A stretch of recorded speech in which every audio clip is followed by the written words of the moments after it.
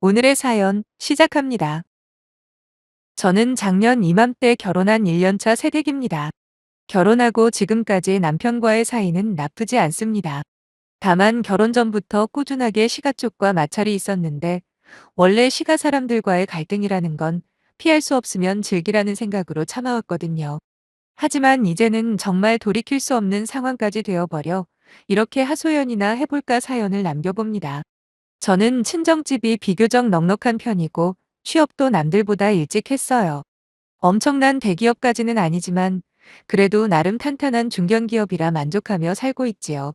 집에서 출퇴근을 하다 보니 월급의 대부분을 저축할 수 있었고 그러다 보니 나이에 비해 많은 돈을 모을 수가 있었습니다. 거기다 부모님께서 지원을 해주셔서 결혼하기 한참 전에 집을 마련했어요. 지역이 서울도 아니고 제가 다니는 회사 근처인 경기도인데다가 지금처럼 집값이 엄청나게 비싼 시기도 아니어서 정말 좋은 조건으로 대출받고 집을 살 수 있었지요. 물론 그 집에서 살았던 건 아닙니다. 왜냐하면 말씀드렸듯이 저는 부모님 집에서 출퇴근을 하고 있었으니까요. 그래서 전세를 주고 있었는데 그러다 지금 남편을 만나게 되었고 결혼 이야기가 나오면서 제 명의의 그 집을 신혼집으로 하면 어떻겠냐며 제가 먼저 제안을 했습니다. 남편 직장도 저희 회사에서 그다지 멀지 않은 곳이었고 결혼하게 되면 그 집에 남편이 들어와 살기로 최종 결정을 내렸어요. 몇 년 사이 집값 평균이 엄청 올라버려서 신혼집을 다시 구하기가 어려웠거든요. 뭐 너무 당연한 이야기겠지만 저한테 집이 있다는 사실을 들은 남편은 정말 뛸 듯이 기뻐하더라고요. 문제는 시가 쪽이었습니다. 여자 쪽에서 집을 해오는 상황이면 당연히 남자 쪽에서 혼수를 해오는 거잖아요. 그건 남편도 동의를 했고 시가 쪽에서도 처음엔 그렇게 하겠다고 하더라고요. 그런데 예단 문제에서 자꾸 삐그덕 거리는 겁니다. 집값이 얼만데 혼수 비용이랑 비교가 되겠습니까? 하지만 시가 쪽에서는 다른 건 몰라도 예단은 포기 못하겠다고 하시는 겁니다. 저는 당연히 예단은 생략하고 넘어가는 줄 알고 있었거든요. 아니 혼수라도 제 마음에 쏙 들게 비싼 걸로 맞춰오는 거면 한번 생각해 보겠는데 시어머니랑 신우 둘이서 진짜 철진한 가성비 아이템으로만 준비를 하더라고요. 남편도 처음에는 중간에서 어리버리 있더니 자기 엄마랑 누나가 하도 돈돈거리고 어떻게든 돈 남겨 먹으려는 걸 알고부터는 완전치를 떨더라고요. 그때부터 남편은 지금까지 한 번도 시어머니나 신우 편을 든 적이 없네요. 혼수를 가성비로만 하는 건 어차피 남편 주머니 아끼는 차원에서 오케이 했는데 뜬금없이 저보고 예단을 해달라 난리 피우는 거 보고 정말 두 손 두 발 들어버렸어요. 너무 답답해서 제가 직접 시가에 찾아가 단도직입적으로 물어본 적도 있습니다. 제가 신혼집을 해오는 상황에서 꼭 예단까지 받으셔야겠냐고요. 그랬더니 시부모님 두 분과 신우가 완전 눈을 뒤집고 거품까지 물더라고요. 예단은 돈이 문제가 아니라고 며느리가 시댁을 존중한다는 걸 표현하는 거라면서요. 그런데 그걸 끝까지 안 하겠다는 건 제가 돈 좀 있다고 자기들을 무시하는 처사라고 하시는 거예요. 친정 부모님도 그냥 좋은 게 좋은 거라며 적당히 해주고 넘어가자고 하셨고 저는 억울하긴 했지만 나중에 두고 보자는 생각으로 다른 허무맹랑한 물품들은 리스트에서 그냥 지워버렸습니다. 대신에 그 집 냉장고가 오래되긴 했더라고요. 그래서 냉장고랑 김치 냉장고만 가장 최신형의 좋은 걸로 맞춰줬어요. 신혼집 혼수 생각하면 저도 똑같이 저렴한 걸로 맞춰주고 싶었지만 기왕 돈 쓰는 거 확실하게 제대로 해야 나중에 제가 할 말이 있지 않겠어요? 깔끔하게 제일 좋고 비싼 걸로 맞춰줬습니다. 실제로 냉장고 들어가는 날 신우랑 시모 입이 귀에 걸리더라고요. 아무튼 그렇게 저와 남편의 결혼 생활은 시작되었고 그 후로 시가에 남편과 함께 방문하면 요즘도 남편 잡아먹을 듯 대하냐는 둥 아니면 돈 좀 있다고 신랑기를 죽이면 나중에 다 돌아온다는 둥 무슨 보릿고개 시절 이야기를 늘어놓으십니다.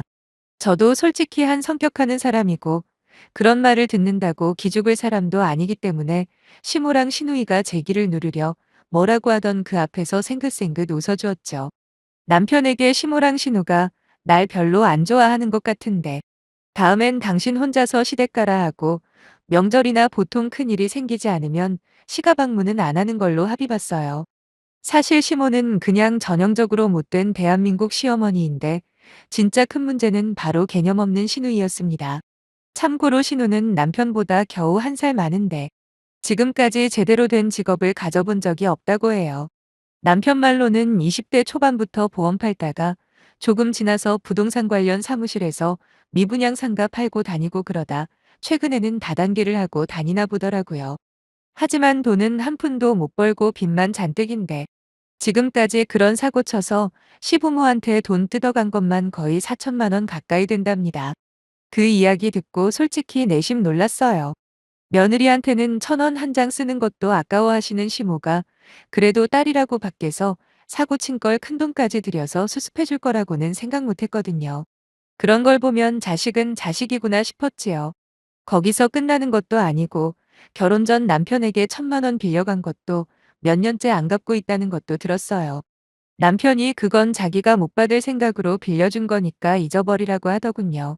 그런데 문제는 결혼한 지 석 달 만에 신우가 남편 몰래 저를 찾아왔어요. 결혼 준비하면서부터 시모랑 같이 저를 못마땅해 했던 신우였기에 무슨 일로 저를 보자고 하나 싶었네요. 그리고 신우의 이야기를 듣고 속으로 웃지 않을 수가 없었습니다.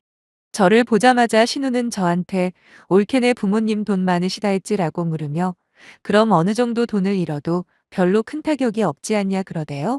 그러면서 자기한테 투자하는 셈치고 2천만 원만 빌려달랍니다. 진짜 사람이 어쩜 이렇게 뻔뻔할 수가 있나 싶어서 웃음이 나더라고요. 제가 그때는 결혼한 지 얼마 안 된 상황이라 시가 식구들 앞에서 몸가짐도 조심히 하고 지금과는 다르게 신우 눈치도 볼 때였는데 사람 밑바닥을 경험하고 나니까 그 다음부터는 우습게 보였습니다. 큰돈 빌려달라는 사람치고 어떻게 미안한 기색도 없고 저리 뻔뻔한지. 물론 애초에 도와주고 싶은 마음도 없었지만 오만정이 다 떨어져 더더욱 오만정이 다 떨어지더군요. 저는 미안하지만 나도 돈이 없고 우리 부모님도 마찬가지다며 대답을 했습니다. 한번 생각해 보시라고 이제 막 결혼했는데 나한테 무슨 돈이 있겠냐고 했더니 시누이는 뭔가 고민하는 듯 하다가 진짜로 친정 부모님한테도 여유자금이 없냐 재차 물어보더라고요. 가만히 놔뒀다가는 정말이지 큰 사고를 칠 사람이었습니다. 결혼한 지 얼마 되지도 않은 올케한테 그렇게나 큰 돈을 빌려달라니 말이죠. 하지만 저는 결혼할 때 하도 예단하라고 성화를 하는 바람에 우리 부모님이 돈 빌려주셔서 냉장고 2개나 해주지 않았냐. 안 그래도 그 돈 갚느라 나도 요즘에 부모님한테 면목이 없다는 식으로 말하니까 그제야 자기도 조금 창피했는지 더는 돈 이야기를 하지 않더군요. 물론 예단으로 사들인 냉장고랑 김치냉장고 둘 다 부모님 도움 빌리지 않고 제 돈으로 산 거예요. 괜히 귀찮게 계속 매달릴까봐 둘러댄 거고요. 지금 생각해보면 신우가 결혼 초기에 찾아온 게 정말 다행이다 싶었습니다. 당장 그날에 이대로 살다간 큰일 나겠다 싶어서 남편에게 신우가 찾아와 했던 말들을 그대로 전해주고 남편 월급 통장이랑 집안의 모든 돈은 제가 관리하기로 합의를 봤습니다. 남편은 한 달에 용돈으로 딱 40만 원씩 체크카드에 넣어주고 나머지는 다 없애버렸어요. 가만히 놔뒀다가는 언제 신우가 남편 꼬드겨 돈 털어갈지 모르니까요. 남편도 제 말에 동의했고 크게 돈 쓸 일이 있으면 저랑 협의해서 쓰는 걸로 이야기했는데 아니나 다를까 남편에게서 경제권을 뺏은 지 일주일도 안 지나서 신우에게 전화가 왔습니다. 자기 딴에는 돈이 급한 나머지 자기 남동생한테 빌려달라 그랬는데 남편이 모든 돈 관리는 너네 새언니가 한다고 그러니까 자기한테 말해봐야 소용없다 단칼에 차단을 했다네요. 신우는 어떻게 자기 동생한테서 돈을 완전히 뺏어갈 수가 있냐 따졌고 저는 최대한 침착함을 유지하며 나 역시도 한 달에 정해진 용돈에서만 쓴다고 대답했지요. 나머지 돈은 전부 다 적금 넣으면서 관리하고 있으니까 우리 부부 돈 문제는 신우가 신경 쓸 일이 아니라고 말해줬습니다. 다짜고짜 그건 자기가 알바 아니고 정말 급해서 그러니까 딱 100만 원만 보내달라길래 무슨 일인지부터 말해보라 그랬습니다. 결국 속 시원하게 뭐 때문인지 이야기도 못하길래 나중에라도 구체적인 사용처를 알려줄 수 있을 때 그때 연락달라 말하곤 전화를 끊었어요. 전화기 너머로 흥분해서 뭐라 떠드는데 저는 들은 척도 안 하고 통화 종료 버튼을 눌러버렸네요. 결국 그날 오후에 시어머니에게서 바로 전화가 오더라고요. 자고로 돈 문제는 집안의 가장이 관리해야 한다고 말씀하시길래 곧바로 그 가장이 바로 저라고 대답을 했어요. 시어머니가 제 말 뜻을 이해 못하시고 그게 무슨 뜻이냐고 되묻길래 조곤조곤 설명을 해드렸습니다. 어머님 아들보다 제가 돈도 훨씬 많이 벌고요. 집도 제 명의인데다 가진 재산도 제 쪽이 더 많으니 당연히 가장은 어머님 아들이 아니고 저 아니겠냐고요. 그리고 어머님 논리대로라도 돈 문제는 가장인 제가 하고 있으니 하등 걱정 안 하셔도 될 것 같다 말씀드렸네요. 제 답변이 어머님 자존심을 심하게 건드렸는지 그때부터 시어머니 꼭지가 완전히 돌아버려서 죽일련 살릴련 하시더라고요. 거의 5분에 걸쳐서 쉬지 않고 쌍욕을 쏟아내시는데 그동안 저한테 쌓인 게 엄청 많으신 듯 보였습니다. 그냥 고분고분 말 잘 듣는 순둥이 며느리를 원하셨던 것 같은데 솔직히 저는 성격이 더러워서 그렇게는 못하거든요. 당장 퇴근하고 돌아온 남편에게 그랬죠. 오늘 당신 어머니가 나한테 전화를 하셨는데 아주 욕이란 욕은 전부 먹은 것 같다고요. 이런 대접까지 받으면서 당신 돈까지 관리하고 싶지 않으니까 이제부터 당신 월급은 당신이 알아서 관리하고 대신에 양가 부모님한테 용돈 드리던 것도 각자 알아서 하자 그랬습니다. 어차피 부부 사이라 해도 경제적으로는 완전히 분리해서 살 수 있으니까 서로 정확하게 생활비 반씩 부담하면서 살자고 이야기를 했더니 남편은 아무 말 하지 않고 곧장 제가 보는 앞에서 시어머니에게 전화를 걸더라고요. 그리곤 크게 스피커폰으로 바꾸더니 시어머니가 전화를 받자마자 차가운 목소리로 이야기를 하는 거예요. 엄마랑 누나 덕분에 나 조만간 이혼당할 것 같다고.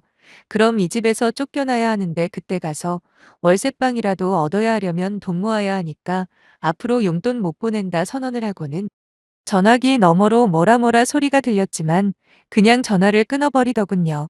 그리고는 남편이 저한테 미안하다. 진작에 본인이 나서서 선을 그었어야 맞는 건데 그랬으면 돈 문제로 이렇게까지 귀찮게 하지 않았을 거라며 사과를 했습니다. 사실 결혼할 때부터 남편과 저는 양가 부모님께 같은 금액의 용돈을 드리는 걸로 뜻을 맞췄거든요. 매달 50만 원씩 드리기로 했는데 문제는 저희 부모님께서 한사코 용돈 받는 걸 거절하시는 겁니다. 결혼하고 이제 한창 돈 모아야 할 시기에 무슨 부모 용돈을 벌써 챙기냐고 하시면서 아직까지 자식한테 손 벌리지 않아도 괜찮으니까 그 돈으로 저희 둘이서 알콩달콩 살라고 하시더라고요. 그래도 어떻게 아예 모른 척할 수는 없다 보니 남편 동의하에 따로 적금 통장을 만들었지요. 거기에 매달 30만 원씩 모아서 나중에 부모님 유럽 여행이나 시켜드릴 계획입니다. 아무튼 그건 그거고 명목상으로는 시부모님에게만 용돈을 드리고 있었는데 남편의 결심 덕분에 그 돈도 안 드리기로 한 거지요. 사실 50만 원이라는 돈이 어찌 보면 큰 금액이 아닐 수도 있겠지만 저희 입장에서는 충분히 부담되는 금액이거든요. 게다가 저희가 용돈을 드릴 때면 기쁜 마음으로 받으시기는커녕 다른 며느리는 최소 100만 원은 준다고 항상 잔소리를 덧붙이셨기 때문에 이제는 돈도 절약하고 잔소리도 안 들어도 되니 일석이조 아니겠습니까? 아마 시어머니는 남편이 용돈을 끊겠다는 말을 반신반의했던 것 같아요. 그러니까 실제로 다음 용돈 드리는 날까지 별다른 반응이 없었겠죠. 남편이 전화로 한바탕 하고 한 달 정도 지났을까. 주말 저녁에 남편이랑 밖에서 외식을 하고 있었는데 신우가 남편에게 전화를 하더라고요. 워낙 조용한 식당이라 옆자리에 앉아있는 제 귀에도 통화 내용이 다 들렸어요.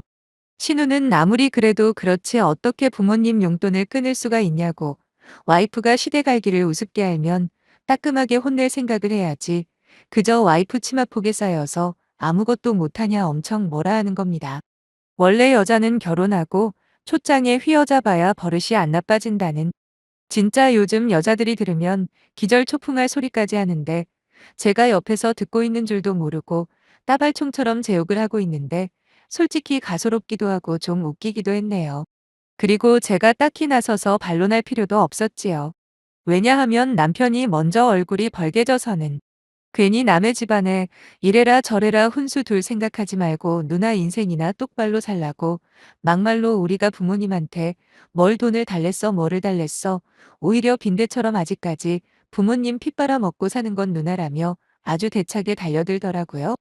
그리고 하다못해 우리는 부모님 용돈이라도 챙겨드렸지. 누나는 허구한 날 사고만 칠 줄 알았지. 부모님 생신날에 제대로 된 선물 한번 해봤냐고 입에서 침까지 튀어가며 말하는 남편을 보고 있자니 아마도 남편 역시 그동안 신우한테 쌓인 게 아주 많아 보였네요.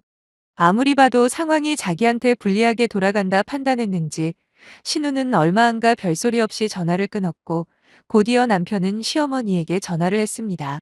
말씀할 게 있으시면 괜히 누나한테 시키지 말고 직접 하시라며 다시 한번 왜 용돈을 안 드겠다 결정을 했는지 이유를 설명해 드렸고 납득을 하신 건지는 모르겠지만 이번에는 조용히 전화통화를 마무리하더군요. 솔직히 남편한테는 고마운 마음과 안쓰러운 마음 둘 다 들었습니다.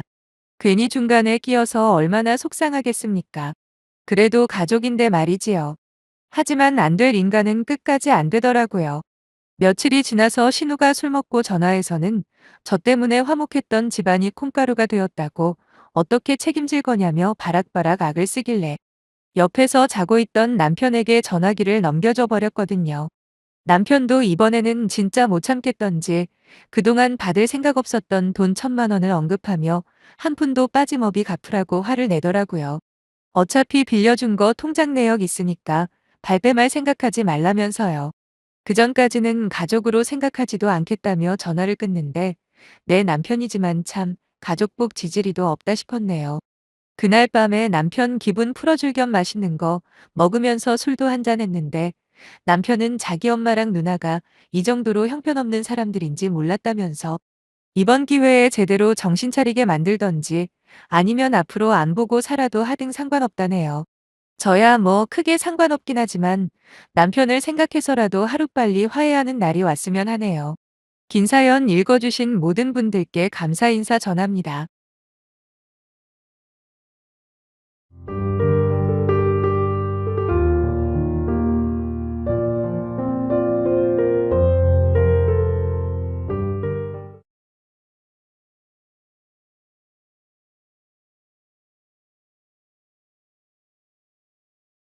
오늘의 사연 시작합니다.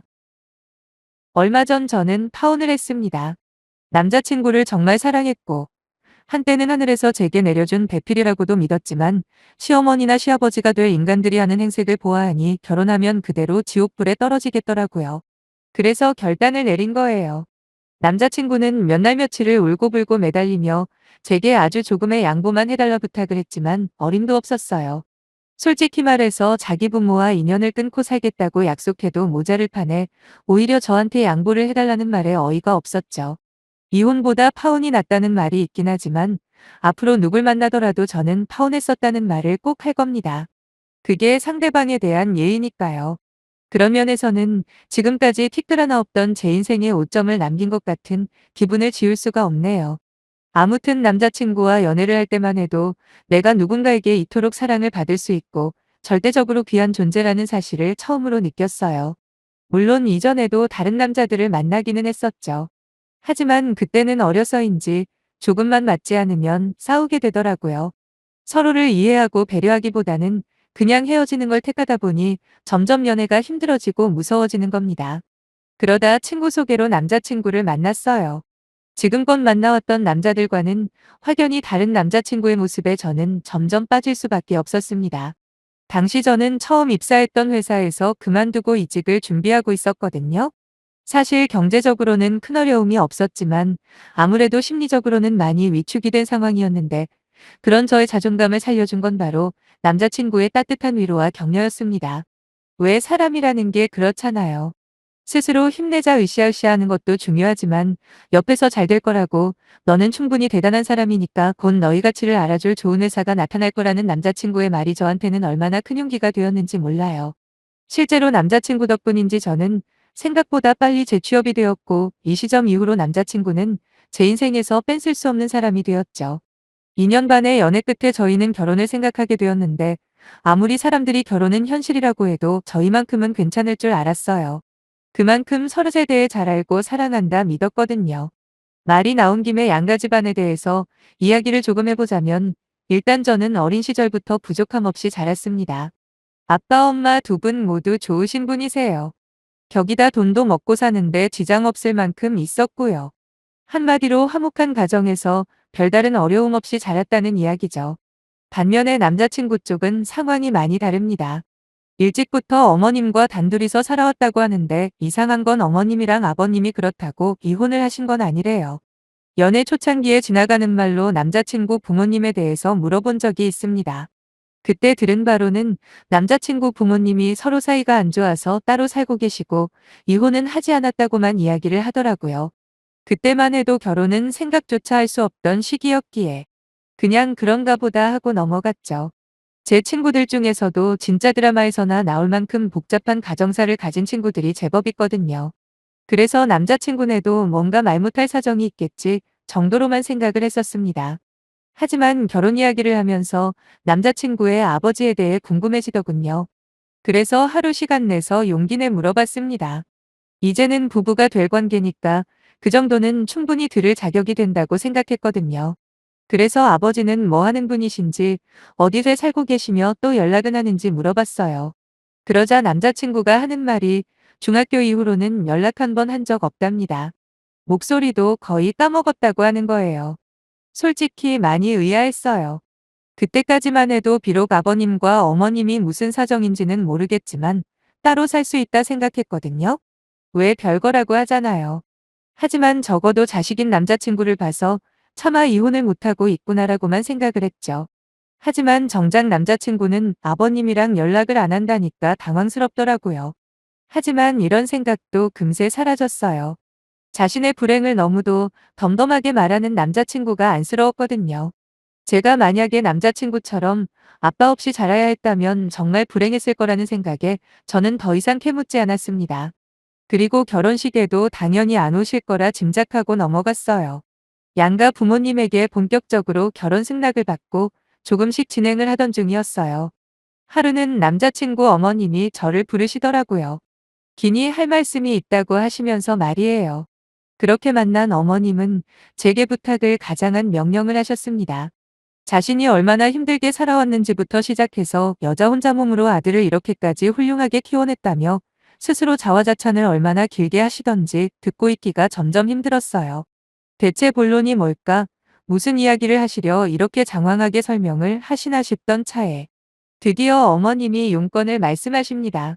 당신께서 지금까지 안 해본 일이 없었다고, 그런데 평생을 몸을 혹사시키다 보니 지금은 건강이 많이 망가졌답니다. 그러면서 저와 남자친구가 결혼을 하더라도 지금까지처럼 생활비를 달라는 게 결론이었네요. 이미 아들하고는 이야기가 어느 정도 된 부분이지만 혹시나 해서 저한테도 따로 언지를 주는 거라고 하시면서 시어머니한테 생활비를 주는 것에 대해서 불만을 가지지 말라고 부탁 아닌 부탁을 하시는 거예요. 그러면서 자기가 며느리 입장이라도 시어머니한테 돈 들어가는 게 탐탁치 않을 수 있다 이해를 한답니다. 하지만 자기는 경우가 다르다며 이걸 드려야 하나 말아야 하나 그런 차원이 다르다고 말씀을 하시는데 사실 대충 알고는 있었어요. 남자친구가 어머님을 모시고 살면서 경제적으로 많이 부담을 하고 있었다는 걸 말이에요. 왜냐하면 종종 어머님과 돈 문제로 다퉜다고 속상하다는 이야기를 저한테 했었거든요. 어머님이 말씀하신 것 중에 건강이 많이 안 좋다는 이야기는 사실과 조금 다릅니다. 남자친구가 취업을 하기 전까지 어머님이 열심히 장사도 하시고 여러 가지 일들을 하신 건 맞지만 일단 남자친구가 돈을 벌기 시작하면서 일을 그만두셨거든요. 그렇다고 어머님 말씀대로 몸이 어디 아프거나 건강이 안 좋아서는 아니고요. 물론 연세가 있으시다 보니 젊은 사람처럼 건강할 수는 없겠죠. 하지만 제가 하고 싶은 말은 저렇게 당당하게 나는 일 못하니까 돈 내놓는 게 당연하거야 라고 말할 수준은 아니라는 겁니다. 그리고 바로 그 부분 때문에 남자친구와 어머님이 자주 갈등을 겪었던 거고요. 일을 그만두고 어머님이 집에만 계셨다면 모르겠지만 여기저기 많이도 돌아다니시는 것 같더라고요. 거기다 운동하는 모임에도 3개나 가입을 하셔서 평일에는 아침 저녁으로 나가서 운동을 하신답니다. 그리곤 생활비며 용돈이면 전부 남자친구한테 의존을 하니 당연히 남자친구 쪽에선 불만이 쌓일 수밖에 없는 거죠. 그렇다고 결혼하면 어머님을 아예 모른 척할 생각도 아니었어요. 남자친구가 결혼하면 저는 당연히 어머님도 오실 거리라도 시작하실 줄 알았어요. 그러면 저희가 어느 정도 용돈 정도만 보내드리면 되겠다 싶었는데 어머님 생각은 그게 아니었더라고요. 결혼하고도 전처럼 똑같이 자식이 보내주는 돈으로만 생활을 할 작정이었던 거죠. 근데 자꾸만 자기 아들이랑은 어느 정도 이야기가 됐다고 말씀하시는 게 마음에 걸리긴 했습니다. 저 혼자 결정할 문제가 아니니 남자친구랑 상의를 해보겠다 말씀드리고 겨우 도망치다시피 그곳에서 빠져나올 수 있었네요. 결혼이라는 게 당사자 둘만 좋아서 되는 게 아니라는 것 정도는 알고 있었지만 벌써부터 이런 일을 겪을 줄은 몰랐는데 마음이 정말 무겁더라고요. 그날 남자친구와 곧바로 어머님과 나눴던 대화에 대해서 이야기를 했습니다. 일단 제가 먼저 물어봤죠. 어머님은 이미 오빠랑 말을 주고받은 것처럼 말씀하시던데 그게 맞냐고요. 그랬더니 남자친구는 약간 당혹해하면서 오히려 저한테 질문을 하더라고요. 그래서 지금 한 푼도 못 드리겠다고 말하고 싶은 거냐고요. 갑자기 나를 세우는 남자친구를 우선 진정시켰습니다. 뭔가 오해를 한 것 같은데 돈을 안 드리겠다는 이야기가 아니라 내가 진짜 하고 싶은 말은 이제부터 우리는 부부니까 함께 상의를 하는 게 중요하다는 거다라고 했죠. 거기다 다른 문제도 아니고 돈에 관련된 건데 10원을 사용해도 서로 동의를 해야 하는 게 맞는 거 아니냐고 말했습니다. 그랬더니 그제야 남자친구도 저한테 사과를 하더라고요. 처음부터 자기가 어머님을 모시고 사는 거 알고 만났기 때문에 당연히 저도 동의할 거라 생각했대요. 뭐 그럴 수도 있다고 생각은 합니다. 저 역시도 어느 정도 시어머니 생활비를 도와드리는 걸 전제로 결혼을 생각한 거고요. 하지만 앞에도 말씀드렸듯이 어머님도 최소한의 노력이라는 걸 할 때 이야기였거든요. 남자친구한테 지금까지 얼마씩 들여왔냐 물었더니 월 200만 원이랍니다. 생활비랑 용돈 모두 합쳐서 말이죠. 생각보다 많은 금액에 놀란 저는 왜 그렇게 많이 드리냐 또 물어봤어요. 그랬더니 남자친구가 한다는 말이 어머님이 밥 챙겨줘, 빨래 청소까지 다 해주시는데 생활비에 용돈까지 하면 그 정도는 드려야 하는 거 아니냐 하더군요. 그래 그거야 결혼기 전이니까 그렇다 치고 우리가 결혼하고 난 후에는 얼마씩 드릴 예정이냐고 하니까 어머님이 똑같이 200만 원을 보내라고 하셨다는 거예요. 그 소리를 듣자마자 지금까지 참고 참았던 인내심이 폭발하는 느낌이 들더군요. 아니 결혼 전에 살림해주고 생필품 비용까지 감안해서 200만 원 들였다 쳐도 이제 결혼하고 분가를 하는데 무슨 200만 원이냐. 이게 말이 되는 소리냐며 저도 모르게 큰 소리를 냈습니다. 거기다 이 멍청한 남자친구는 기껏 한다는 말이 뭔지 아세요? 돈을 드린다는 것까지만 말씀드렸지 정확한 금액은 아직 안 정했다면서 저를 진정시키려고 하더라고요. 저도 참 등신인 게 그 와중에 100만 원 이상은 못 드리니까 그렇게 알고 있으라고 했네요. 한 달에 100만 원이라니요. 남자친구는 자기가 책임지고 말씀드린다 약속을 했고 며칠 후에 결혼하고 생활비는 100만 원씩 드리는 걸로 결론을 지었답니다. 그러면서 칭찬 한 번 안 해주냐는 그놈을 보며 진짜 이 결혼을 하는 게 맞는 건지 심히 의심이 들더군요. 저와는 다르게 남자친구는 그저 우리가 결혼한다는 사실만으로도 핑크빛 미래를 그리고 있었고 시간은 흘러가고 있었어요.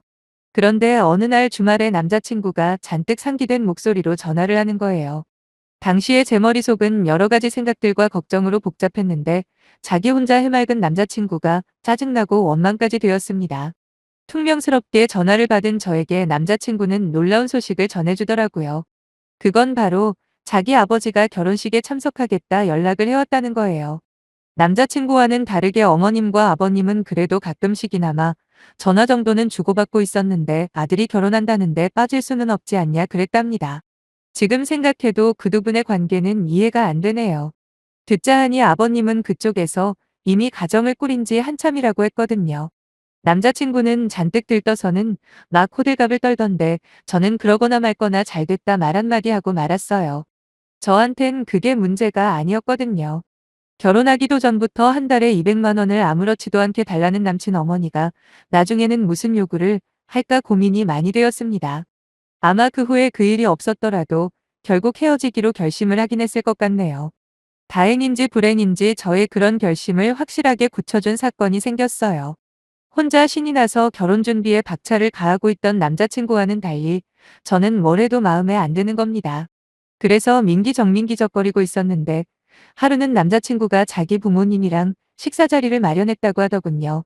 아무래도 결혼식 전에 아버지 얼굴은 한번 뵈야 하지 않겠냐면서요. 딱히 내키지는 않았지만 그렇다고 거절할 명분도 없고 해서 나갔습니다. 남자친구 아버지는 한눈에 보기에도 꼬장꼬장하고 고집이 아주 세게 생기셨어요. 아무튼 밥이 코로 들어가는지 입으로 들어가는지 모를 정도로 건성건성 식사를 하고 있었죠. 갑자기 남자친구 어머니가 그놈의 생활비 이야기를 또 꺼내시는 겁니다. 자기가 통 크게 양보한 거 잊지 말라면서 그런 의미로 예단은 하자는 식으로 말씀을 하시는 거예요.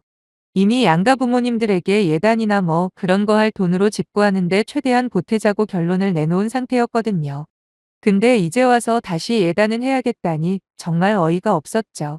눈치를 딱 보아하니 생활비를 깎아준 게 계속 마음에 걸렸던 것 같았어요. 더 황당한 건 옆에 있는 남자친구 아버지가 한 말이었네요. 자기는 명품 시계 하나면 된다는 겁니다. 아니 지금까지 아버지 노릇이라고는 해본 적도 없는 것 뻔히 다 아는데 몇십 년 만에 나타나서는 명품 시계라도 괜찮다니요. 차라리 그동안 미안했다면서 결혼 비용을 보태줘도 모자를 판에 말이에요. 하도 기가 차서 아무 대답도 못하고 그냥 숟가락만 들고 있었습니다. 남자친구도 제 눈치가 보였던지 자기 아버지를 말리면서 나중에 그건 따로 이야기하자더군요. 그 소리를 듣자마자 정신이 번쩍 들었습니다. 저는 남자친구에게 큰 소리로 되물었어요. 나중에 이야기하긴 뭘 나중에 이야기하냐고요. 당장 대답하라 했습니다. 우물쭈물거리는 남자친구의 모습을 보니 답이 확실해지더군요. 남자친구를 똑바로 노려보며 또박또박 말했습니다. 계속 참아주니까 내가 호구로 보이냐고요. 처음에 매달 200만 원 달라고 할 때도 어이가 없었지만 그래도 100만 원까지는 허용해줬다. 근데 네 월급 한 달에 300만 원 겨우 넘는 건 니네 어머니가 아시냐 했어요. 자식 등골 빨아먹는 것도 어느 정도지 사지 멀쩡하고 아픈 데 없는데도 결혼한 아들 돈으로 생활하려는 게 말이나 되냐 따졌습니다. 솔직히 100만 원도 말이 안 되는 금액인 거 나도 아는데 그래도 혼자서 아들 키우느라 고생하신 거 생각해서 양보한 거라고요. 사람이 고마운 줄을 알아야지. 요즘 세상에 시어머니 일 안 하고 편하게 놀고 먹는 돈으로 한 달에 100만 원씩 선뜻 드린다는 며느리가 있을 것 같냐 그랬더니 남친 어머니가 지금 뭐 하자는 거냐 난리를 치시더라고요. 가볍게 무시했습니다. 어차피 제 이야기를 들어야 할 사람은 남자친구였으니까요. 저는 계속해서 말을 이어나갔어요. 내가 지금 빚진 거 갚는 사람처럼 보이냐고 물어봤더니 남자친구는 그건 아니라대요. 근데 왜 받을 거 덜 받은 사람처럼 이제 와서 예단을 입에 올리냐 했습니다. 아니 그렇잖아요. 남자친구 어머니 연세가 이제 62이십니다. 거기다 딱히 지병을 앓거나 움직이지 못하는 것도 아니에요. 저희 엄마가 연세는 더 많으신데 아직도 아빠 회사에 매일같이 출근하시거든요. 근데 남친 어머니는 뭐가 그렇게 잘났답니까? 그리고 아버지 문제도 그렇다고 내가 알기로는 아들한테 해준 거 하나 없는 걸로 아는데 무슨 명품 시계 타령을 하시는지 정말 뻔뻔한 거 아니냐 그랬어요. 근데 그걸 그 자리에서 거절하지도 못하고 나중에 이야기하자는 너도 참 등신이라고요. 그러면서 네가 내 입장이라면 자식들 핏 빨아먹을 궁리만 하는 니네 집 며느리가 되고 싶겠냐 말하곤 모두 보는 앞에서 그대로 일어나 나와버렸습니다. 헐레벌떡 뛰어나와 저를 잡는 남친을 뿌리치고 뒤도 안 돌아보고 집으로 와버렸네요. 혼자 씩씩거리며 들어오는 저를 보고 부모님은 무슨 일이냐 물으시길래 울면서 전부 다 말씀드렸습니다. 처음에는 저보다 더 화를 내셨지만 이내 저한테 그러시더라고요. 차라리 잘된 일이라고요. 원래 늦었다 싶을 때가 가장 빠른 법이라며 지금이라도 알게 된 게 다행이랍니다. 제 예상대로 그날 이후로 남자친구한테 하루가 멀다 하고 전하며 문자 폭탄이 쏟아지더군요. 남자친구는 무조건 자기가 잘못했다면서 제가 원하면 매달 드리는 생활비도 안 드릴 거고 자기 엄마도 꼭 일하게 만들 거라대요. 예단 같은 것도 필요 없고 아버지랑도 다시 인연을 끊을 거랍니다. 그러게 처음부터 중간에서 교통정리 잘했으면 파혼까지는 안 했을 텐데 지금 생각해도 멍청한 놈이네요. 계속해서 제가 연락을 씹으니까 나중에는 중내만의 이상한 사진까지 보내며 협박까지 하더라고요. 솔직히 진짜로 무슨 일이라도 저지르진 않을까 마음이 흔들리긴 했어요. 하지만 이번에 한 번 넘어가 주면 그때는 두 번 다시 발을 못 뺄 것 같은 예감이 강하게 들었고 매서 무시했죠. 그러기를 며칠이 지났나 갑자기 남자친구는 포기를 한 건지 연락이 뚝 끊어졌죠. 이제 끝났구나 싶은 그때 이번엔 미칠 듯한 욕설 문자가 수십 통이 오는 겁니다. 결국 남자친구의 본성이 그 정도였던 거예요. 입에 담지도 못할 욕설이 가득한 문자를 보게 된 아빠가 곧장 저를 데리고 남자친구 집에 찾아가 완전히 뒤집어 버렸어요. 마치 저를 만나면 가만히 안 둘 것처럼 굴던 남자친구는 몽둥이까지 들고 쳐들어간 아빠를 보자마자 돌았는지 곧바로 죄송하다는 말만 연발하는데 한때 내가 좋아했던 인간의 실체가 고작 저 정도로 찌질했구나 싶은 생각에 씁쓸했네요. 다시는 연락하지 않겠다는 각서까지 받고서야 그놈과의 관계는 깔끔하게 정리가 되었습니다. 바닥까지 전부 봐서 그런지 이별 후유증 같은 건 하나도 없더군요. 지금은 다시 예전처럼 잘 살고 있어요. 진짜 남자를 만나고 헤어지고 여러 번 해봤지만 이번처럼 막장은 처음입니다. 다시 한번 든든한 부모님이 있어서 얼마나 감사한지 모르겠네요. 앞으로 더욱더 효도하며 살려고요. 하나 깨달은 게 있다면 결혼은 정말 쉽지 않은 거구나라는 거예요. 그리고 집안 대 집안의 결합인 만큼 비슷한 환경의 가정이 만나야 한다는 어른들의 말씀에 절대적으로 공감하게 되네요.